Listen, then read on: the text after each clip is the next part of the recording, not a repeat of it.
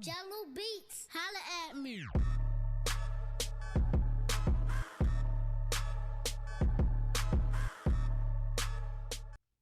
Ooh, the intro is spooky. One second, I need to stop mixing this. Hello, Spartans. My name is Scott. By now, you should know that, though. And my name's Anton. Welcome to Spartan News.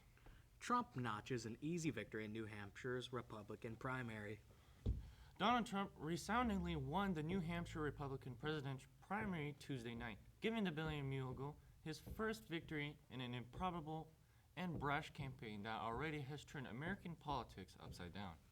Trump shocked voters with his focus on immigration and economic populism, affirming that even after last week's setback in the Iowa caucuses, his candidacy has genuine appeal with the GOP base as well as with the independent voters who are part of his winning coalition. Okay, let's go into local news. Parents were arrested after their son takes a loaded gun to Natomas High School. Police report finding several firearms at youth's home after serving search warrant for the student. He told teacher he wanted to harm himself, not other students nor staff. This teen still faces charges. The parents of the Natomas High School student who brought a loaded gun to the school Tuesday morning were arrested after police reported finding several firearms at their home. That is crazy. I'm glad that no one was harmed, though. I am too. Let's go to our field story. Would you be surprised if This is our little secret spot, about 110 miles from the coast.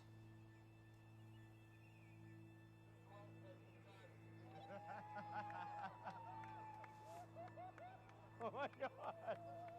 No way! What?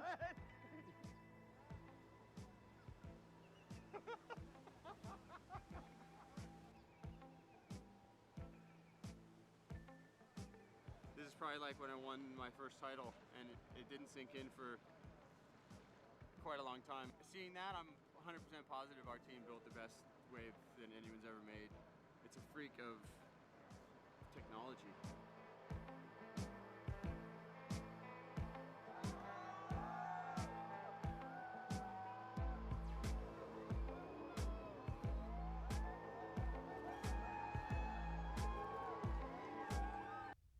Looks like fun, but it is not open to the public yet, and is still currently being tested. Kelly Slater, the company founder and 11-time World Surfing Champion, said it is going to be a solar-powered and hopefully at a water park near you in the future. To move on, for more unfortunate news, a train crashed in Germany, kills at least 10 injured and injures 680.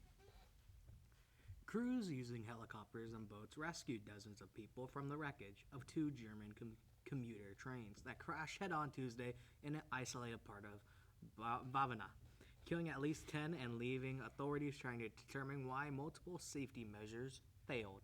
The trains crashed a stretch of track running between a river and a forest about 40 miles, 60 kilometers, southeast of Munich. Though the first rescue crews were on this scene in minutes, it took hours for all survivors to be airlifted and shuttled by boat across the river to waiting ambulances. 9 people were reported dead immediately, while a 10th died later in a hospital. Police spokesman Stefan Satang said the 2 train engineers were thought to be among the dead, and 1 person was still in the wreckage. That is extremely saddening. To move on from the tragedy, let's talk about new movies being released this week. Ooh, let's talk about all the new movies this week. Starting off with Deadpool, the origin story of Marvel's most unconventional comics hero.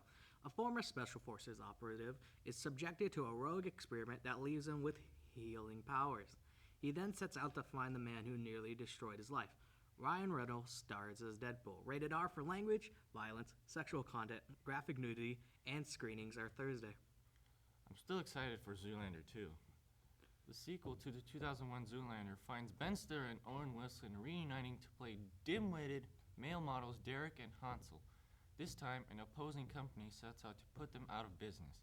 Rated PG-13 for crude and sexual content, a scene of exaggerating violence and language.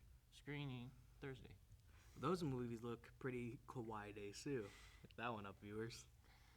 Enough kawaii talk. Francis wants France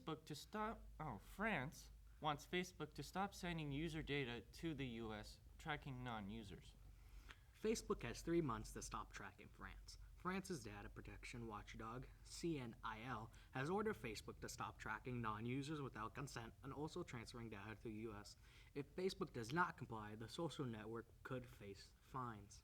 The order comes after an October ruling from the European Union that invalidated a long-standing transatlantic data transfer agreement known as the Safe Harbor Act. The act was ruled as illegal on the grounds that the U.S. did not have adequate privacy protections.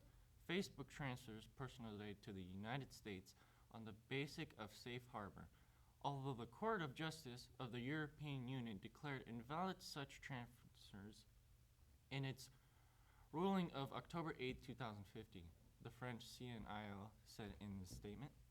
How interesting. I wonder how they'll play out. Well, that's all we have for today, Spartans.